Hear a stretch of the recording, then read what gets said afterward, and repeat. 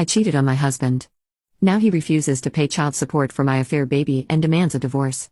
Hey, Reddit fam. It's me, Amber, a 26-year-old gal. For the past 3 years, I've been with Derek, who's 27. Our relationship was pretty typical. We had our fair share of arguments like any other couple, but we always patched things up. But recently, I made a mistake that caused Derek to vanish from my life, leaving me utterly bewildered. Who knew that going on a date with a wealthy guy would cause such a huge rift? I never imagined that one slip-up could shatter our relationship like this. Derek's reaction caught me completely off guard and I'm still reeling from it. Just to fill you in, I met Derek while working as a model for a big brand ad campaign. He was one of the models too, but there was something intriguing about him that drew me in. We hit it off during a break, realizing we had loads in common beyond modeling. Our bond deepened as we exchanged numbers and soon evolved from friendship to dating. Our time together was filled with joy, adventures, and a profound emotional connection that I never thought possible. Given my hectic schedule, Derek became my partner in crime, my confidant, and my best friend, and I couldn't have been happier. Our relationship has taught me the value of taking risks and being open to unexpected connections. Derek has shown me a love that transcends surface-level attractions, and I'm thankful for the authentic bond we've built. Being models, we relied on landing as many gigs as possible to cover our bills and expenses. Thankfully, we were both successful in our careers, so finances weren't a concern. However, everything changed when the pandemic hit. Suddenly, we found ourselves struggling to make ends meet. To ease the financial strain, we made the decision to move in together, pooling our resources. Initially, it felt more like having a roommate with minimal intrusion into each other's lives.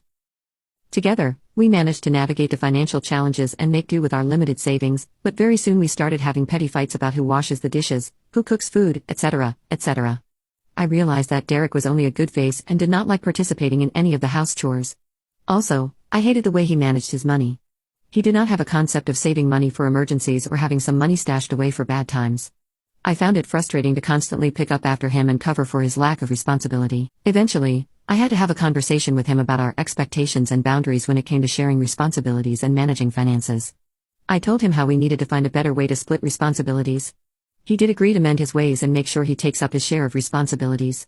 I was satisfied and happy and thought that maybe he wasn't aware of how to coexist with another person. I was hoping to see some changes in his habits and see the positive impact of our conversation. Unfortunately, it became clear that our financial values and priorities were too different us to continue living together harmoniously. I was feeling anxious and overwhelmed with the amount of never-ending tasks around the house. Also, Derek was not the kind of person from whom I could expect any kind of help or responsibility to do household chores.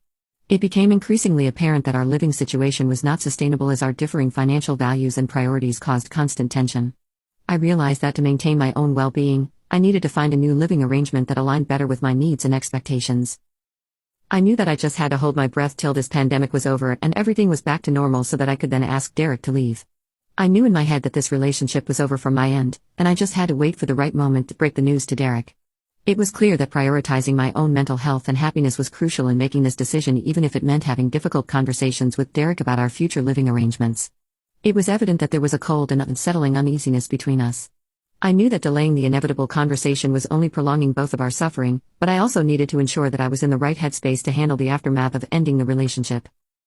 It was time to gather my courage and have an honest discussion with Derek about moving forward separately. With the pandemic coming to an end and the world slowly getting back to normal, the industry was opening to resume work. I had an audition for a role in one of the television series that was going to be streamed on Netflix.